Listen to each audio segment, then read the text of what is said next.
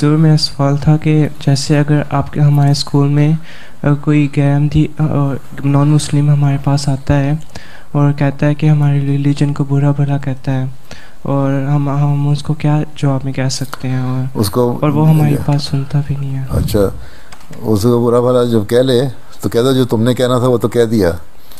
اب انصاف تو یہ ہے کہ تم میری بات بھی تو سنو، ٹھیک ہے؟ پھر اس کو بتاؤ کہ میں جس ریلیجن کو مانتا ہوں اسلام کو، تو یہ تم کوئی پیس کے یا مختلف جو تمہارے بہت چھوٹے چھوٹے بروشر ہیں جیب میں ہوں، اگر اسکول میں لے جانے میں پابندی نہ ہو تو تم رکھو، اس کو دے دو، پڑھ لو. اچھا کہ اسکول کے باہر آ کے مجھ سے لے لینا ہے، یا اس کو ویسے بتاؤ کہ تم برا بھلا کہہ رہے ہو، ہمارا مذہب تو بڑا پیسفل ہے، ہمیں تو یہ کہتا ہے یہ کہتا ہے، ہم تو اس بات کو مانتے ہیں، اور جو غلط لوگ کرتے ہیں باتیں وہ ان کے اپنے عمل ہیں، وہ اسلام کی تعلیم تو ہے نہیں.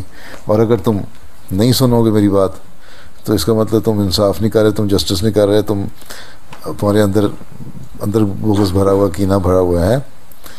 اس لیے میں تمہیں کیا کہہ سکتا ہوں، ٹھیک ہے؟ لیکن ساتھ کے اپنے اس کے جو تمہارے ساتھ کے دوست ہیں ان کو تم سمجھا سکتے ہو، دیکھو یہ اپنی باتیں تو کر رہا ہے، مجھے برا بھلا کہہ رہی ہے، میری بات بھی تو اس کو سننی چاہیے. کم از کم اس طرح تم اپنے جو دوست ہیں نا ان کو اپنے قریب لے آؤ گے، ہمدرد بنا لو گے. تو بہت سارے جو دوسرے ہیں وہ اس سے سبق لے کے نا تمہارے قریب آئیں گے، تمہاری بات سنیں گے، اور تمہیں پھر اس کا فائدہ ہو جائے گا. مخالفت کا ہی فائدہ ہو جاتا ہے.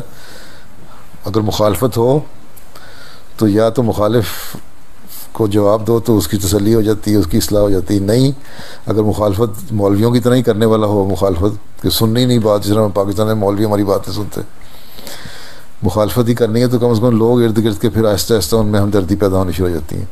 جو تمہارے باقی دوست ہیں نا وہ تمہاری باتیں سننے لگ جائیں گے، اور اس سے تمہیں تبلیغ کا موقع مل جائے گا. تو یہ بھی بات جو کہتے ہیں نا انگلش میں بلیسنگ ان ڈسگائز، وہ ہو جاتا ہے. ٹھیک ہے.